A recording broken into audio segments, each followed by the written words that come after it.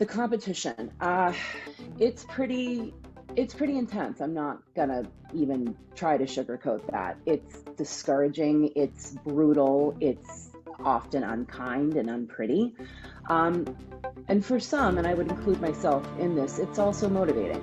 I see an artist that I really admire, and it makes me want to be a better artist myself.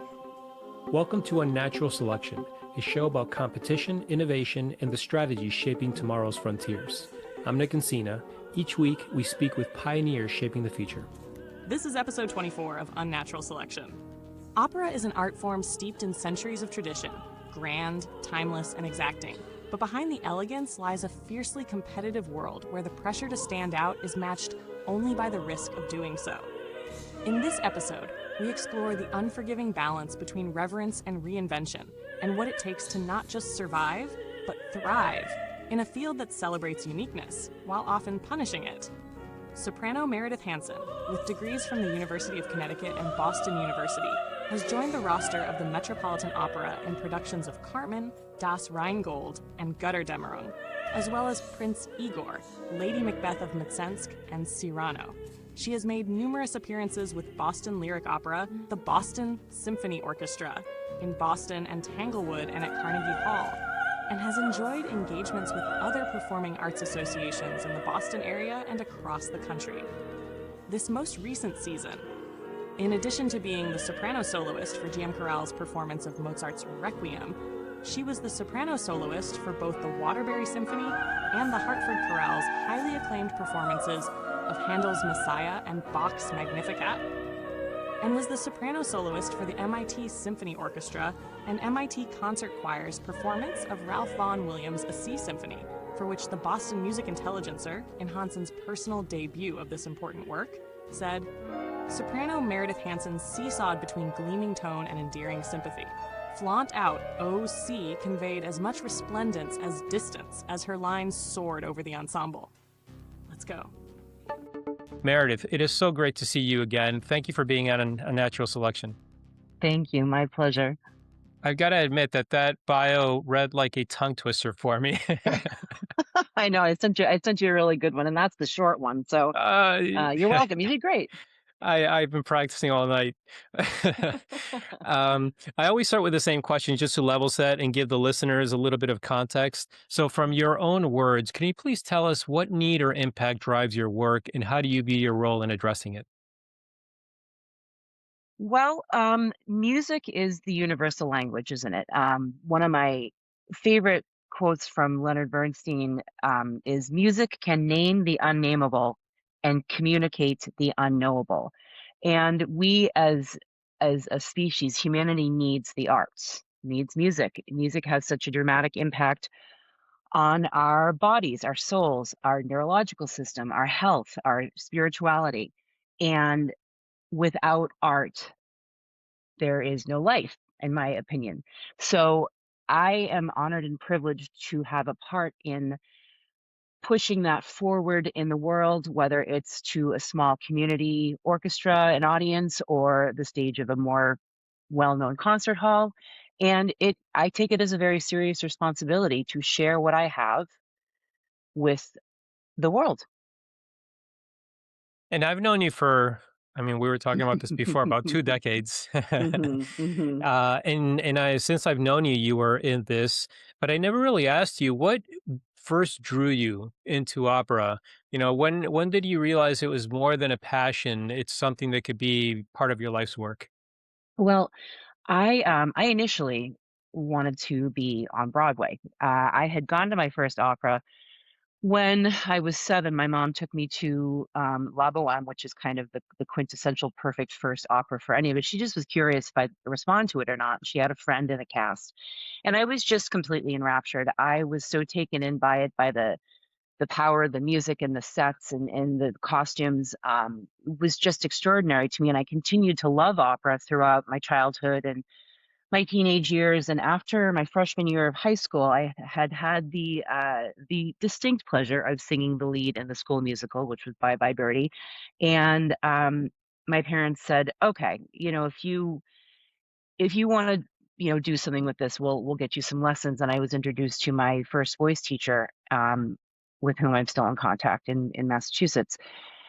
And she heard me sing, and forget, I probably brought something, musical theater, and she said, "Okay, all right, well, you know what? We can work on the musical theater stuff. I'd be happy to teach you, and let's see what we can figure out together." But she also gave me some classical pieces as well, from the 26 Italian aria anthology, which is like it's what every voice student starts with. And so we went through a couple of weeks, and one day after we'd been, taking lessons for, I don't know, about a month, she said to me, "Look, I understand that you want to be Evita, or you want to sing in Les Mis or Phantom of the Opera or Rodgers and Hammerstein." She was like, "And that's great. You could totally do it. But I really think that you should consider moving in a more classical direction." And I was kind of astonished by that. Like, knew I loved opera, but it never occurred to me that I could actually sing it. So we went in that direction, and there's a lot of story between that conversation and our conversation, of course. But I went through undergraduate and graduate, and I went through some really discouraging times throughout all of that, especially after I got out of grad school and was, doing auditions and being like first runner up in a lot of things, and just got really discouraging. And I was ready to walk away from it completely when my career did kind of a 180 and led me down the path that I've been on for the last 15 or 16 years. And before we move on to the competition and the innovation in the field, since you were talking about the voice lessons, and I should send you my daughter because she loves to sing, and she was just Mm. nominated for being the lead singer in a play. She's going to kindergarten. She's very young. Oh my Um, goodness. but it also, this question hits home. Um, from Do you believe that vocal talent is innate, or is it more about conditioning, discipline, and adaptation over time? I mean, you're not the first person to ask me that question. I I do believe that anybody can study and become knowledgeable and learned, but there's got to be something in there to start with. You've got to. I know musicians who have read every book, taken every class, gotten every degree, and they may not have the career that they would like to, just because it's just not the right fit. And when you add the competition that we're going to get to in a minute, that's within the business, within the art form, it's it's more than just what you studied. hmm Yeah, I suspect it's like any other field. When you get to those elite levels, the difference between top 10 and top one or two is magnified by these tiny, imperceptible differences. Sometimes it's like a one little genetic difference, an extra bit of training, an extra bit of practice. But it's only perceptible at those levels. It's kind of like when I see like Tour de France. I see a bunch of grown men riding bicycles, but I'm sure somebody who's trained can see all kinds of strategy that's completely invisible to people at my level. And I feel like a lot of these art forms as well, it's at a certain level, the competition is fierce and the innovation is tremendous, but it falls kind of shy of people like myself being able to spot it. And so, with that, for those of us that are unfamiliar with the world of opera, how would you describe the competitive landscape at the top levels? Oh boy, how much time do we have? Before I answer that, I do want to just kind of speak to something that you said in terms of like the top 10 versus the top one or two. And the people that are number 9 or number 22, um, are often extraordinarily talented. For we talked a little bit about, ballet and symphony work being competitive, and like for every Tyler Peck, who's the prima ballerina for the New York City Ballet, there are 100 really talented ballerinas who, in different circumstances, may have been there. She is very special. I don't mean to say otherwise. For every Rachel Willis Sorensen, who is just a glorious singer singing all over the world right now, there are 100, I would even say hundreds of really wonderful sopranos out there. And so it's not only about the study and the genetics, it's also about connections. So, um, the competition, gosh, it's pretty it's pretty intense. I'm not gonna even try to sugarcoat that. It's discouraging, it's brutal, it's often unkind and unpretty. Um, and for some, and I would include myself in this, it's also motivating. I see an artist that I really admire, and it makes me want to be a better artist myself. And am I where like to be in my career? Not exactly, but I know that I've done a lot of the things that I wanted to do, and I know that for every role that I've had, there was somebody else who wanted it but didn't get it. And for some of the people I see singing on stage, I'm like, why wasn't it me? I mean, that's not a very pretty thing to say, but it's real. And so it can be a lot of people, a lot of artists don't advance because it really is brutal what it does to the mind, the body, your family, your finances. There's so many aspects to it, and it's just not always the way people want to live their lives. Yeah, the closest that I can get to is I grew up playing tennis, and so I have a window into what competitive tennis looks like, and in some Hmm. cases, professional tennis as well. Interestingly enough, the people that do the best in tennis are the ones that love the competition. Back to what you said, Hmm. right? It's like when Hmm. you look at somebody who's really good, it motivates you versus discouraging you. If you get discouraged by that, then it's hard to overcome that. But if you're motivated by the competition, then that's at the tennis level that usually is a sign of somebody who's going to have a longer career because they just enjoy the challenge. Um, but it doesn't make it any easier. And so, within that span of competition, opera's filled with extraordinary global talent, like you mentioned, and they're all competing for very limited positions. It's not Hmm. like Hmm. there's endless amounts of sopranos and positions out there and or even operas. What does it take to not just survive, but thrive in such a saturated field? The field is very, very overcrowded. That is for sure. It takes a lot of guts, a very thick skin, and the right mentality. As you were just saying, there are a lot of parallels between what you were talking about in terms of being motivated by wanting to be better. It's the same for us, and it's not just always about wanting it really bad. There are a lot of other like environmental and logistical factors, um, financial, familial. And often it is who you know, or where you've gone to school, and occasionally you'll see occasionally you'll hear a singer and you'll kind of joke like, what, how did they get that role or whatever. But that aside, there's a funny expression that has always stuck with me: she who laughs lasts.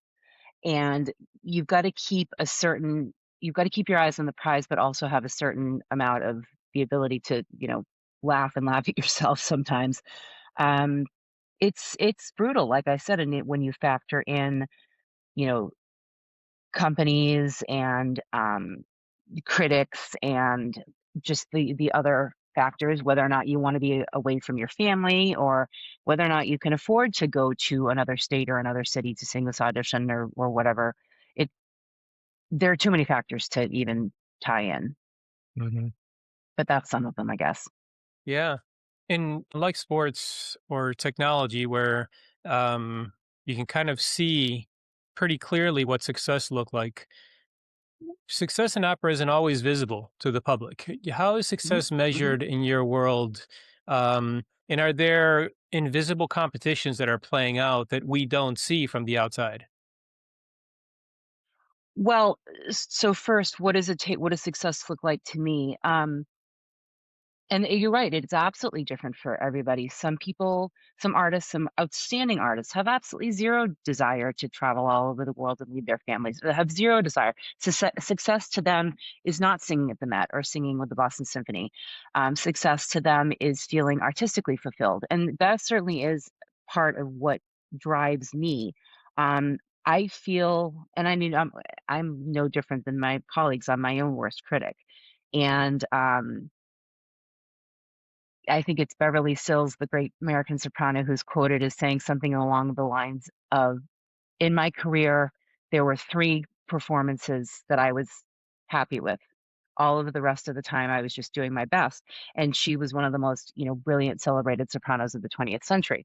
Wow. And so, I mean, she's saying that success to me is being artistically fulfilled, whether it's working, and that can look like anything. The GM Chorale that you mentioned in my bio is a beautiful, small, wonderfully run organization here in Connecticut.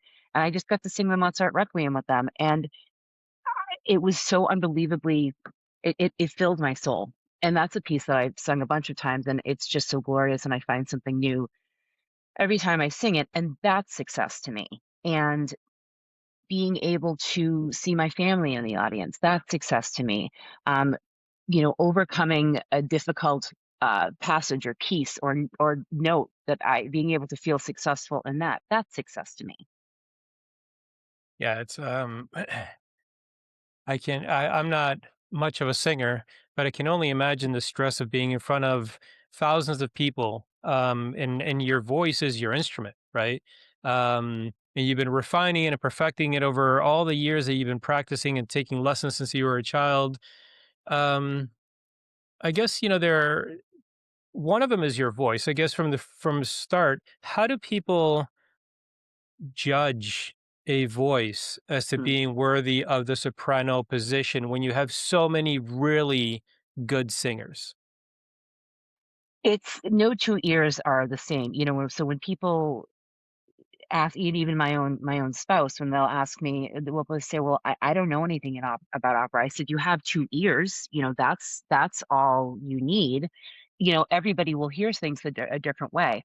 And a lot of times in casting, like in ensembles, when it's an opera with a cast, a lot of it is about how voices are going to sound together. And over the years I've learned that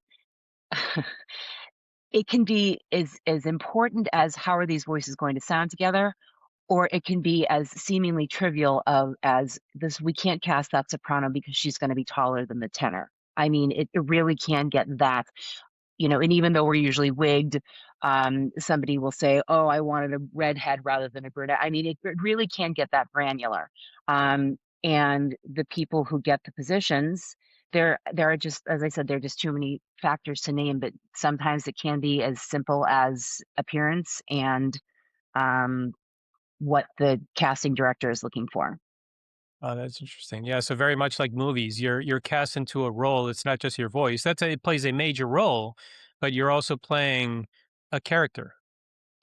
For sure. And so that's part of the package, and that part of one of the ways that we have to kind of keep reinventing ourselves. And to tag on to that, this has kind of always been the case, but even more so in the last 20-25 years, appearance, particularly for women, is often a huge factor. And for some impresarios, casting directors, music directors out there, it is all about the voice. They don't care if you weigh 150 pounds or 350 pounds. If you have the voice and the sound that they're looking for, and that's, I mean, I and many people think that's the way it should be. It should be all about the voice, but the physical appearance is also a big factor in casting.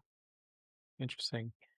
And again, a lot of my questions are coming from a very naive place. um, when it comes to singing a very famous piece, is it about singing it to its purest form, of which it was defined hundreds of years ago, or is there an element of interpretation that each singer brings to it? How much of that innovation do you bring to the table versus you're judged on how well you perform the piece that's been performed for hundreds of years? That's a great question, and you could ask 10 people and not get the same answer. There are, I think, aspects of what you could call tradition in certain pieces. And a lot of the stuff that I sing, not all, but a lot of the stuff I sing currently is kind of pretty well known in the world. And so always somebody's going to say, oh, well, Maria Callas sang it better, or Beverly Sills held that high E flat longer. But I genuinely try to honor what the composer has asked of the singer and bring a piece of me into that as well. That can that can get dangerous when you sing as a soprano, or well, as anybody, as a singer, when you sing characters who are a little bit off balance, like you don't want to get too lost in that. Um, but you learn how to walk that line between bringing yourself into it and your own interpretation, and also staying true to what the composer has asked. And by composer, you're talking about like the person that wrote it, Mhm. not the orchestra. What's that person called? The The conductor. the conductor. So you're talking about the composer, not the conductor.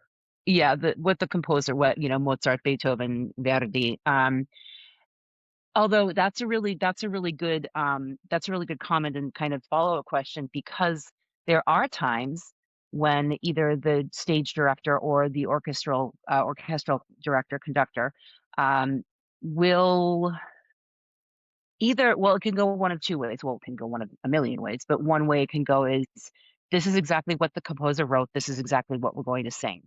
And then sometimes you can be asked also um, to interpret the words in a way that might not feel comfortable or relevant to you as an artist. And that's kind of, I just said, so it's kind of convoluted what I just said, but there are a lot of productions of traditional operas that the director is determined to make their mark on, and so they take it in a very different um, direction. And it's interesting because there are roles that I've repeated, that I've sung more than one time, and they're almost never the same thing twice. Um, so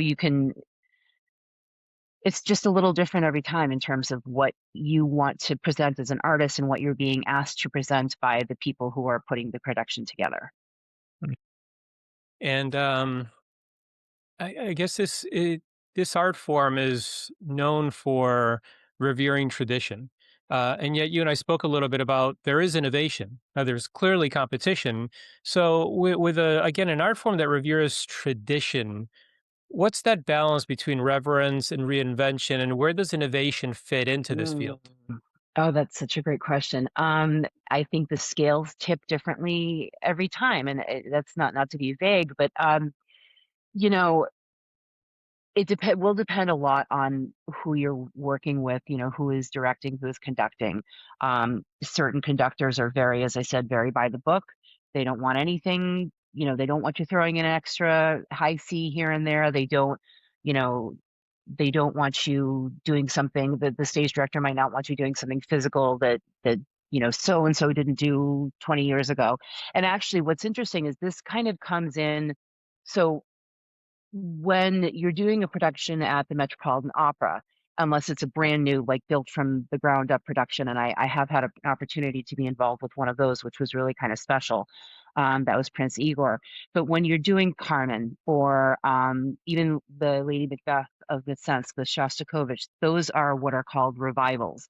So that's a production that's been done in a previous season, more often than not, with a different cast, and those are brought back onto the stage, and there is the expectation that you're not going to change the choreography in Carmen, or you're not going to you're not going to have a different costume than the person who sang Lady Macbeth before, and there are certain rules that do need to be followed in that case. And I hope that I didn't just contradict myself in terms of it being different every time. That's an example of there being some continuity, because that's the production that was put together. Did I just completely contradict myself? Do we need to edit that out? It made sense to me for sure. Um, so I guess if we get concrete, um, I I'm not an actor either, but I hear about the process that actors go through to get into character. And it sounds like when you're cast into something, you're cast into a character, right? Carmen or something like that, where you're playing, now you're not only singing the song in its truest form, but you're acting the role of a character on stage. So what does the process look like for preparing for a role? How much of that is technical? How much is emotional or psychological conditioning? I know that actors go through a lot of this, so I can't imagine it's that much different for your world. I would say not. And as opera singers, people don't think of it this way, but we are we are Olympian athletes. To be able to stand on a stage for 2, 3, 4, in the case of Gurja Damron, hours and use our bodies, not just physically, but vocally and artistically and emotionally. I mean, so much goes into that. And so to talk first about, the physicality of it, we have to be in good shape. We can't, it doesn't mean we need to, run 10 miles 3 times a week, but we have to have an inner strength.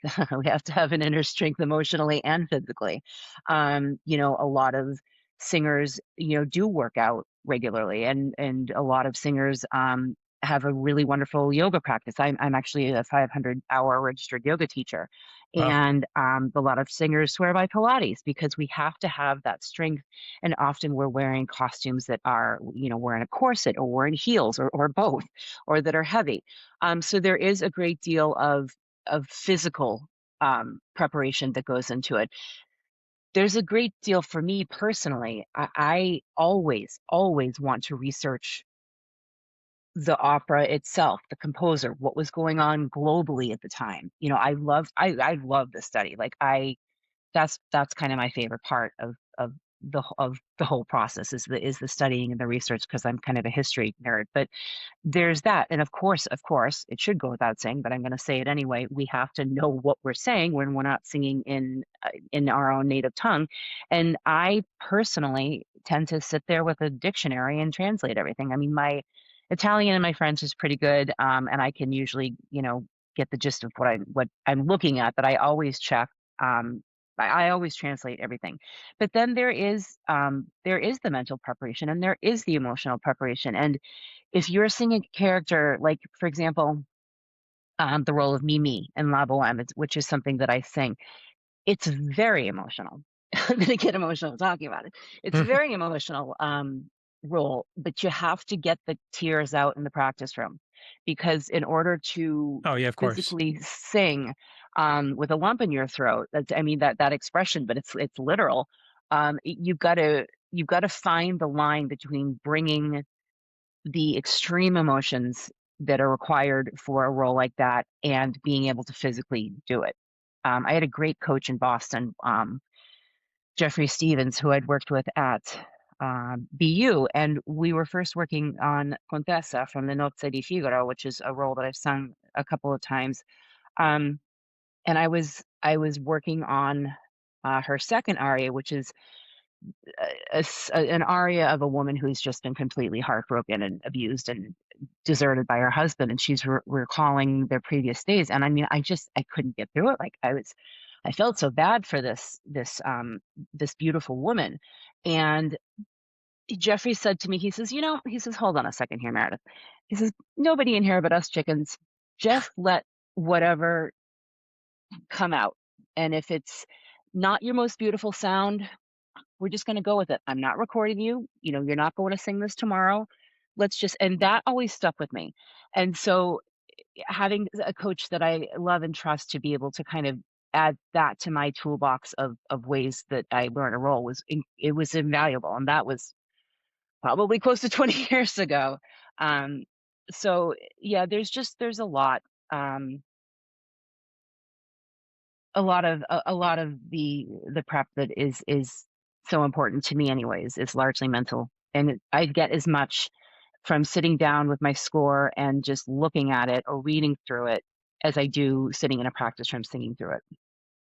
It's amazing. It sounds like some of these roles are very emotional, but you have to balance the feelings so that they come through in your rendition, but not so much so that it becomes sentimental. Sure. I mean, yeah, you kind of nailed it. You kind of nailed it. That's a big part of that line, and it's a delicious line to walk, but it's not always an easy one. I can imagine. I mean, I get choked up just singing a good song. I can imagine Yeah, trying to do it in sure. front of an audience. Um, and how much does the environment affect your performance? Because you travel all over the world, so it's not just at the Boston Symphony Orchestra. You travel, and so does the audience, the venue, the country? Do these things kind of affect your performance or your mindset? Oh, for sure. And I mean, to be clear, I haven't sung in Europe in quite some time, but my career has been almost entirely domestic. Oh God, yeah. It's funny. I had a feeling you were going to ask something about that. I've sung a couple of times with the Helena Symphony in Montana, beautiful part of the country, not the same altitude as our Mm, lovely New England. And often when a symphony or an opera company is engaging singers who are not from that area, they actually will encourage and allow us to come out a day or two before rehearsals start to to get acclimate. used to the altitude because it really does have an impact on, and people are often surprised how much of an impact it does have. I mean, that's an example. Certainly, as you said, our voices, our body is our instrument. Our voice is our instrument. If we get a cold, we can't sing. If we can't sing, we have to cancel. We cancel, we don't get paid. So keeping ourselves healthy, but in terms of environment, I guess is really what you're asking. I mean, yeah, you could be in a hotel, even a really nice hotel that has dust and mold. It could be allergy season. So even the smallest thing can have a pretty profound impact on our ability to do our job well. Sounds like you have to travel around in a bubble. Yeah, it sometimes feels like that. It really does. Um, it really kind of does. And like I have continued often to wear a mask. And actually, frankly, singers were wearing masks on airplanes long before we were dealing with COVID. Um, but I tend to be really careful. You know, if my child has to go to a birthday party the day before I have a rehearsal, my spouse gets to deal with that because I don't want to be surrounded by small Yeah. humans that are, as we call them, petri dishes. Hmm. And I don't want to have to raise my voice. And so, I mean, there's a lot of factors. I I'm sure some folks would look at me and think that I'm being over dramatic, but it really is. It's a real thing for us to have to keep on top of. Oh yeah, I mean, one case of the sniffles or any number of different things could alter your career significantly. If you have a major performance and they have to cancel it because you went to that birthday party, Mhm. I can imagine these things are impactful. So, if we think about the field itself, it's historically been seen as a very refined, maybe Eurocentric world. Are you seeing any shifts in who gets opportunities or how it's evolving? I mean, from my perspective, I know, for example, Andrea Bocelli. He's more like a popularist, right, when it comes to opera. Is there more of that, or does the field very much stick to the traditional forms? So it used to be the case that an American singer couldn't get hired in America until they'd sung in Europe. That's less the case now. You do still see a lot of Europeans singing in America, and vice versa. Um, in terms of it being considered a high art form, I do really think that the landscape of the industry, there are a lot of people and a lot of companies that are trying to change that um, by offering more specials for people under 30, people under 40 to be able to get tickets. Or um, there has been a huge surge forward, at least I think, in opera companies doing works by living composers. Like you're not just opening with Traviata or Bohème or Carmen. In fact, the Met itself, in the last, I want to say, 3 out of the 4 seasons, have opened their season with a brand new opera Hmm. that's either never been seen before, it's been co-commissioned, like, but it's been written within the last 10 to 20 years, and it's kind of amazing, really, because when you think, I mean, Le Nozze di Figaro was considered new and modern when it came out. Yep. And, you hope that these things that are being put on stage by these living composers, will continue to become more and more iconic, just like the operas that Mozart wrote. Yeah. I mean, Another thing from too, sorry, just to add to that really quickly, a lot of opera companies are changing their landscape a little bit in that they're including something that would be considered musical theater in their season. It's not just for stage operas. Boston Lyric Opera itself last season did what I understand was a really beautiful production of Carousel. Um, and that's new. That's fairly new for them, and it's kind of it's a risk to take when you're trying to both maintain and retain your forgive me, the donors and your regular public, but also appeal to a different audience. And we talk, I mentioned Andrea Bocelli. What does the field think of people like that popularize the music in Hollywood, like Hans Zimmer, John Williams? From the outside in, again, not knowing anything about opera or symphonies and so on, their music is gorgeous and it's popularized across millions or billions of people when it makes it into a movie. Is that an extension of the field? Do you see it that way, or does the field see it as totally separate? Hmm. Well, I think you ask anybody that they will all say John Williams can do no wrong, and if you say otherwise, that's probably a you problem, not a John Williams problem. Um, it's interesting because when I went to school, I did have classmates who were composition majors, and some specifically wanted to go into film screenwriting or scoring, I should say. And I suppose there are probably people that will say, "Oh, well, I mean, Hans Zimmer is no Mozart." Um, I think that people's talents come in different shapes and sizes and forms. And so I don't know if I'm really answering the question, but do I personally think that the scores that are coming out in Hollywood, if they're well written, are as valuable as, a Brahms symphony? Yeah, I do. And it's funny because actually a lot of what we listen to with my small human is they love film scores, and they are really uh, that's what we find ourselves listening to, the instrumental. And he's known he's known the word score, in reference to a movie for a really long time. We were riding in the car not that long ago, well, maybe a year or two ago, and he said, "Mama, could you please put on the score to Star Wars?" And I was like, I'm doing something right. um, I'm sure there are purists out there when it comes to orchestral music. I don't think I'm one of them. Yeah. Yeah, I remember when my wife was pregnant with both our kids, I actually put together um, recordings, a compilation of scores from some of the ones that were most meaningful or emotionally evocative. So each child has kind of like a whole composition that I put together for them I from love these that. movies that I affected us love so that. much. Um, That's really beautiful. so, looking across your career, Meredith, what traits have helped you endure and evolve where others may have stalled? Mm. Uh, if nothing else, and my family will certainly attest to this, my stubbornness. Um,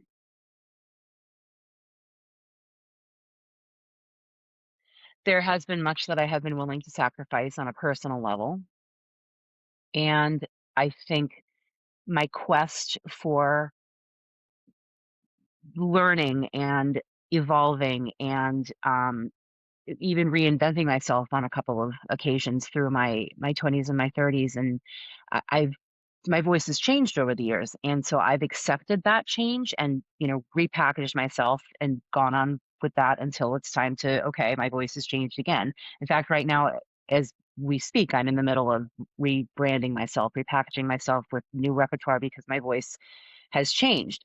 So, I mean, I think willingness to be flexible in that regard, and but not just that regard, willing to be flexible with directors, with colleagues, with different situations has always helped. And I've got some traits of a people pleaser, and that can go either way when you work in the arts. But I would say that definitely my stubbornness, my commitment, my love for what I do. I mean, my dad really wanted me to be a double major in College of Performance and Education. And I said, listen, teachers do God's work, but I know that's not what I want. If I don't wind up doing this, performing for a career, I will probably go in a completely different direction. And I mean, look, when we met, I was working at Infinity Pharmaceuticals, and that was not exactly what I wanted to be doing, but I needed to be doing something. But even through that, I just kind of stuck with it. I knew it was what I wanted, and I kept my eyes on the prize. And that is easier said than done for sure. And just because somebody stops at a certain point in their career, it doesn't make them a failure. It just that was the time that they were at the end of the road.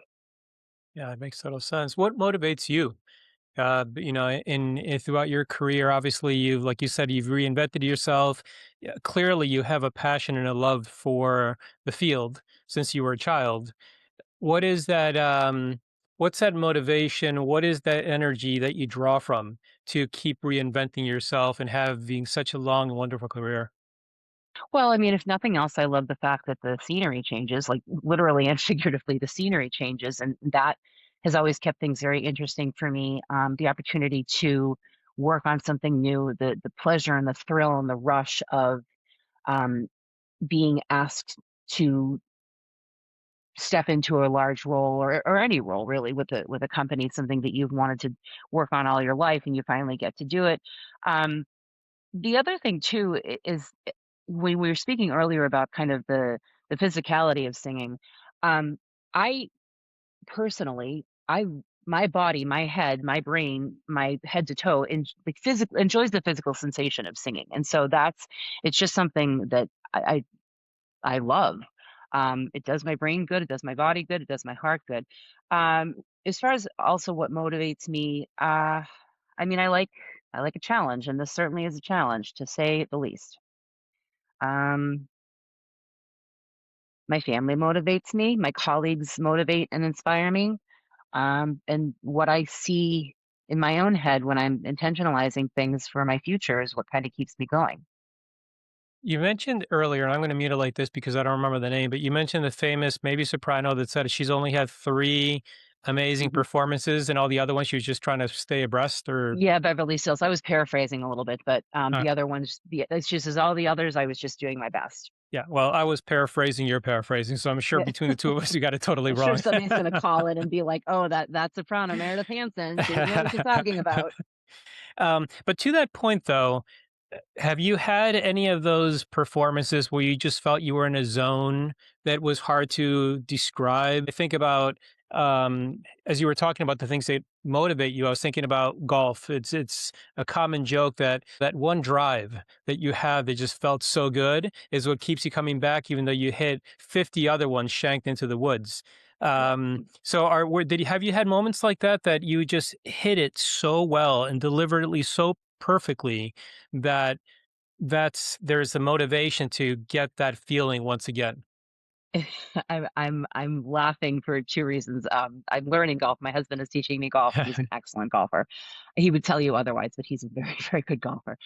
I'm also laughing because yes, I have had an experience like that, and I would never go so far as to say it was flawless, but it was a performance that I walked out of, and I was singing the role of Donna Anna in Don Giovanni in Boston, and it was a Sunday matinee, and after we had opened on Friday, and I just felt so connected to her, to my colleagues, to the production. Like I just felt like there was something coming out of me that was it was just really connected.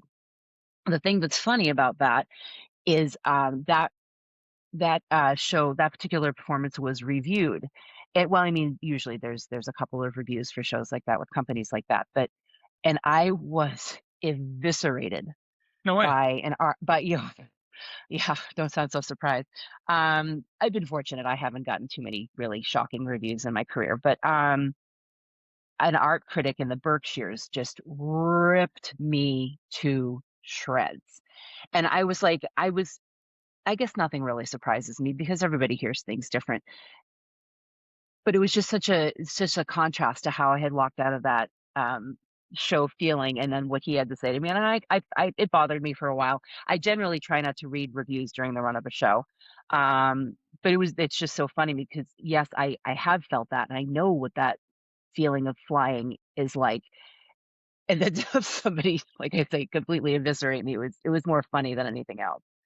Mhm. I wouldn't say that I've had 3 perfect performances in my life. I don't even know if I've ever had a perfect performance, but we are up there doing our best, putting ourselves out there, making ourselves vulnerable on so many levels. And, what she said is always what Beverly said has always really stuck with me in that. And if she's saying that, I mean, come on, grant myself a little grace. It sounds like an incredibly stressful environment. It's from just the hour that we've been talking. It's a field that is so driven by your inner passions and there's so much emotion and feeling in not only why you do it, but how you do it and how you interpret a piece and how you perform it. And yet you have to be the consummate professional because you're also operating in a very, um, I don't want to say cutthroat, but it sounds like it's a very um, stressful and maybe somewhat mechanical environment, which is like you have to perform, you have to be there a certain time, you are allowed to innovate versus not innovate. A lot of things are kind of defined for you, and you're put into a place and says you have to perform within this box. But yet you're driven by the emotion, and so that those two worlds collide in such a splendid and Mhm. terrifying way, and you have to keep it all together. Well, you have to keep it all together. And one thing, and all of what you just said is true. You show up, you do what you're told, and you have to do all those things, even if you just had a fight with your partner, or your child is sick, or you just got some. I was involved with a production once when I was dealing with some very significant health challenges, and uh, it didn't matter. I still had to. My voice was fine. My body was more or less fine eventually, and I had to show up anyway and do my job. And so you have to leave a part of your as much of you want to bring yourself into the art form, you've also got to leave a part of yourself at the door. And I wanted to if I don't know if you want to edit this back in or not. And when we were talking about the feeling of being so connected, I recently did a performance of a work I had not sung before, and it was far from perfect. I looked back at the score. I'm like, Man, I've got to fix that. I've got to fix that. But it produced a really wonderful review. So again, nobody hears the same thing the same way. Um, Mm, but yeah. interesting. So Meredith, I mean, you've been so generous, and this has been fascinating for me. It's a world that I have known nothing about, and this hour has unpacked so much for me. But if I could ask you one more question, um, when it comes to career longevity, what's something about sustaining a career in opera that you only came to understand after years in the field, that no amount of conservatory training could have prepared you for?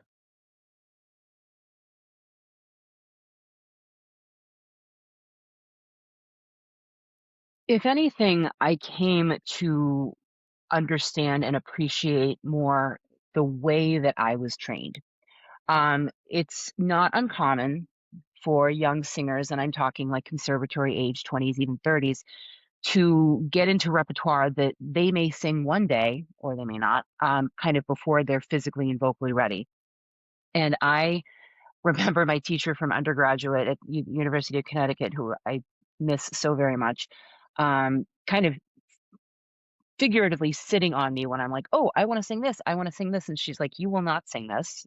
Here's what we're going to work on." And I was mad at the time because 20-year-olds think they know everything. And but she was right. And so I guess that's something that I came to really appreciate.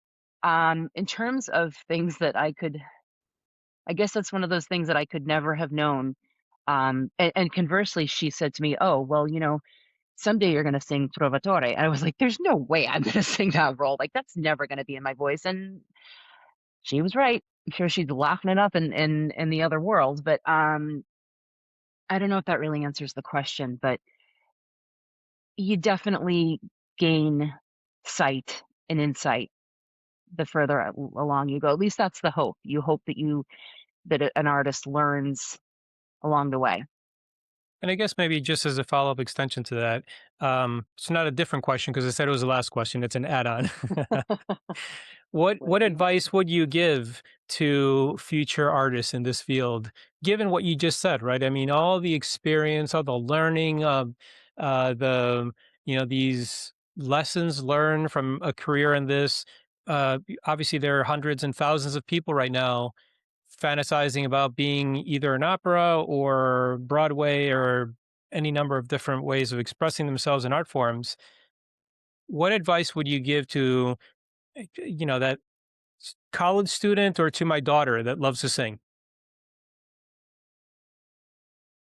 Oh, I'm not far be it for I far be- far be it for me to give advice, but I think if I could say one thing, and this is again, this is something that came from my teacher in undergraduate, Virginia Pyle. Every artist has to have somebody in their life, whether it is a sibling or a friend or a parent or a partner, that they know that they can count on without any hesitation, because that grounding is something that this career is not going to give you. No matter how much you may accomplish, no matter how much you love what you're doing, there's not a lot of things in this career that will ground you. And on top of that, don't surround yourself with too much noise. Have a couple of people on your team, a coach, a teacher, a manager, an agent, whose ears and voice you trust. There can be a lot of noise in this community, in this career, whether it's coming from critics or it's coming from people telling you what they think that you should be singing or not be singing. It's very easy for a young singer to be seduced by, a general director telling them that they want them to sing Tosca when they're absolutely not ready physically or vocally to sing Tosca. That's why you need a small team who you can really trust. And that's always been the case with me. I can't have too many voices in my head. I can't have too many cooks in the kitchen. But if I was going to say one thing, it would be find somebody in your life that grounds you. Find interests outside of music, for sure. I'll add that in there. And make yourself a team, a small team that you know that you can count on. It's the same team that'll tell you you sound great, and the same team that'll tell you there's something about this that needs to be fixed. Well, I think that's probably very useful in opera. It's probably very useful in life. I mean, we should all have that kind of a team, right? So with that, Meredith, thank you so much for your time. It was such a pleasure catching up with you after so many years that we haven't talked. We really should remedy that. Congratulations. Congratulations on such a decorated career. I'm super proud of you and proud of knowing you for all this time. And thank you for taking the time to be with us at Unnatural Selection. It's been my pleasure. I'm so proud of you as well and all of your accomplishments. And please let's not let another 20 years pass before we connect. That was Meredith Hansen. Now, Unnatural Signals.